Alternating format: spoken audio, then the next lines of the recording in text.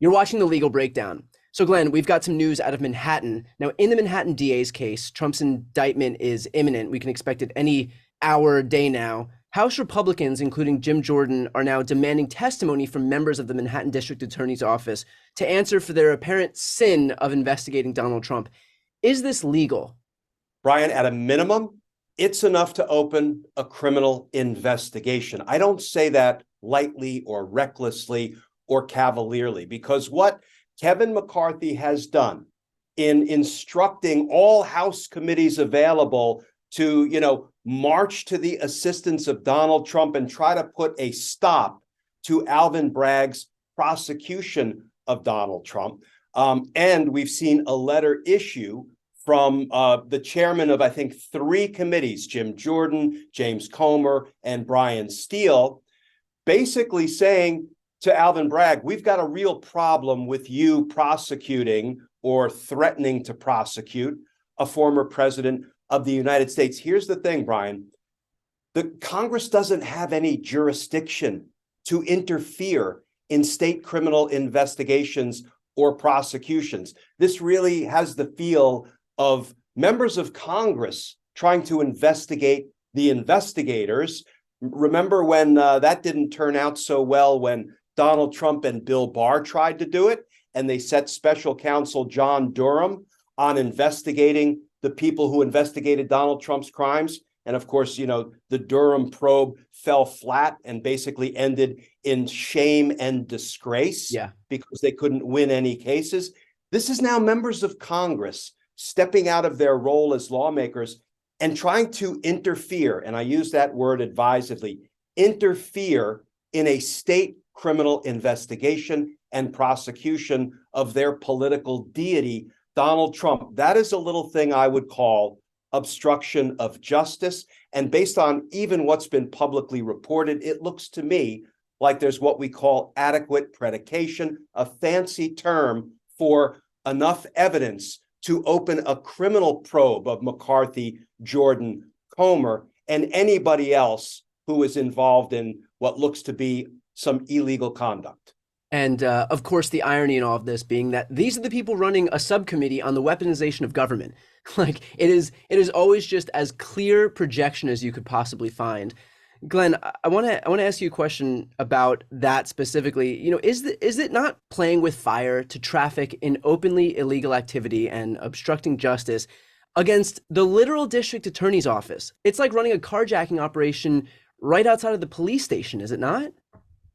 Yeah, it is. And, the next thing that should happen is, frankly, Alvin Bragg, district attorney in New York, who's on the verge of indicting Donald Trump for his crimes, he needs to launch an investigation into Kevin McCarthy, Jim Jordan, Comer, and others for literally criminally interfering in his investigation and prosecution of Donald Trump. I know it's contorted and there's investigation on top of investigation, but this is too important not to be done. If you can have members of Congress say, for political reasons, we don't like who state district attorneys are prosecuting for crimes in their jurisdiction, crimes in their states. If you let, the McCarthy and the Jordans of the world get away with this, you give them an inch, man, they're going to take mile after mile after mile. So this has to be wrestled to the ground. Well, Glenn, realistically speaking, if it took this long to hold Trump to account, or even to almost hold Trump to account, considering we're waiting on this indictment to drop, is it still not exceedingly unlikely that we would see justice against people like Kevin McCarthy and Jim Jordan for just being like accessories to this existing crime? I mean, is it exceedingly unlikely that Kevin McCarthy and Jim Jordan will be held accountable for what appear to be crimes? It's pretty unlikely, right? If history teaches us anything.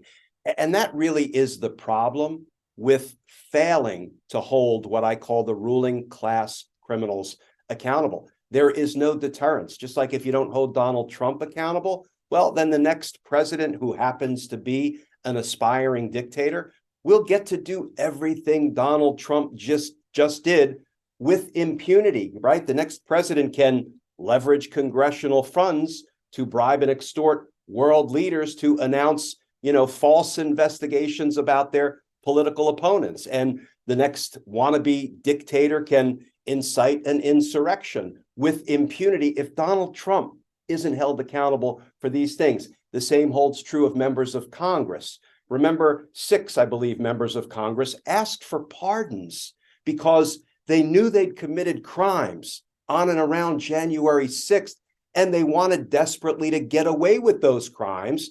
And they thought the best shot I have is getting a presidential pardon. These things, Brian, have gone unaddressed. Yeah, and because they've gone unaddressed, it lands us where we are today with McCarthy, Jordan, and others acting lawlessly. And to your point, I mean, we've seen, because Trump's actions on January 6th effectively went unaddressed, we saw Jair Bolsonaro do the exact same thing in Brazil, where he tried to, incite his insurrection there. We saw Donald Trump right now at this very moment trying to incite his mob to come and protest in New York against his impending indictment in Manhattan. So to your exact point, this happens over and over again, and it's owed to the fact that when you don't prosecute these people for their illegal activity, it just emboldens them to do it all the more. Glenn, I want to switch gears here to another jurisdiction where Trump is awaiting imminent indictment, and that is Georgia. So it seems that Trump's lawyers pulled out one last-ditch effort to try and save him from that impending indictment. And his lawyers asked to quash an Atlanta special grand jury probe investigating his efforts to overturn the election. Now, we are days, weeks, hours away from an indictment there. What is this, and will it work? It will not work. So Donald Trump's recent defense team filed what's called a motion to quash. What is a motion to quash? It's basically a motion to kill something, to stop something, to have a judge say, no, the prosecution can't do that. Let me tell you, most frequently, we see motions to quash filed when the prosecution has issued a subpoena and the recipient of that subpoena believes it's an illegal subpoena. The person can then have their lawyer file a motion to quash the subpoena, seeking to have the judge rule that, the prosecutors had no lawful right, no lawful authority to issue that subpoena, so I'm quashing it. I'm ruling it's invalid. But Brian, there really is no such thing as a motion to quash a grand jury report that has already been issued, and now Bonnie Willis has shifted back and is in the regular grand jury, asking that grand jury to indict folk for their crimes in Georgia. There really is no motion to quash that can be applied to those circumstances. This is like a last-ditch effort that is probably more, for public relations purposes, like fighting the battle in the court of public opinion, than actually fighting a legitimate legal battle in a court of law. So no, this will not work. And as you say, we are still awaiting Bonnie Willis's indictments. Okay, so just a quick aside on that point exactly. Could Trump's lawyers who continue to abuse the system like this, could they be subjected to sanctions, given the fact that what they're doing is not serious? These are efforts to just delay his impending indictment. There's no precedent for anything he's doing, and they're not actually going to lead to anything. There could be sanctions involved. Of course, other Trump lawyers have been sanctioned. Some have been fined. I think. I guess what's the line between abusing the system and using all of the levers that the system has available to you? We've seen that line crossed before, right? We saw 60 or 65 frivolous suits brought attacking the election results. And in the aftermath of that, some of Trump's lawyers have been sanctioned. We've also seen them fined, I think, upwards of $1 million for filing, baseless lawsuits. So, but here's the thing, Brian, when it comes to a special grand jury report recommending that a former president be indicted, which is what we suspect we will learn very soon, it's a pretty unprecedented circumstance. So I could see a lawyer for Trump, a defense attorney, saying, well, that's unprecedented, so I'm going to file what is also admittedly an unprecedented motion, a motion to quash the grand jury report. And I don't think a defense attorney would be penalized or sanctioned for that, because we are in the land of the unprecedented at the moment. But, the devil's in the details. And if there are successive, frivolous, baseless, dilatory challenges and motions filed, that's when I think you're going to see perhaps more sanctions and more fines. And one final point on this Georgia case. Now, Bonnie Willis has said that her decision on whether or not she's going to indict is imminent. We've spoken about this on previous episodes, but for those just tuning in right now, first off, subscribe so that you don't miss previous episodes. But second, why would a prosecutor like Bonnie Willis say that her decision is imminent publicly if it isn't? Because that ship has sailed by now. It's been over a month since she said that. Like, what could have been District Attorney Willis's actual intent by putting that into the public sphere? That's a great question, and I'm glad we're taking it on, because when Bonnie Willis said that her quote, charging decisions are imminent, that's very different from Bonnie Willis saying the indictments are imminent, right? And I think the way it landed with us, it landed with me, is, oh, that means she's about ready to indict. Well, not necessarily. Here's why she may have, carefully chosen her words, that her charging decisions were imminent. We learned from some of the grand jurors who have given interviews that they recommended that upwards of a dozen or more people be indicted. One of the grand jurors recently said, it's going to be massive. It's going to be massive. The grand juror said it twice, so I'm going to go out on a limb and say it's going to be massive. Yeah. So when Bonnie Willis announces my charging decisions are imminent, what is she doing? She's sending a signal, a very clear, very ominous signal to the dozen or more people who know that they are on the verge of being indicted, that I better get to Bonnie Willis before my name ends up as a marquee defendant on a big old conspiracy indictment. So she may have been announcing that not for the public's benefit, but for the benefit of squeezing the people that she's about to indict, giving them one last opportunity to come on board as cooperating witnesses. Now, I do think we're growing antsy, and it may be another few weeks, who knows, before we actually see the indictments, but I really do think she was doing that for tactical advantage, not for public relations advantage.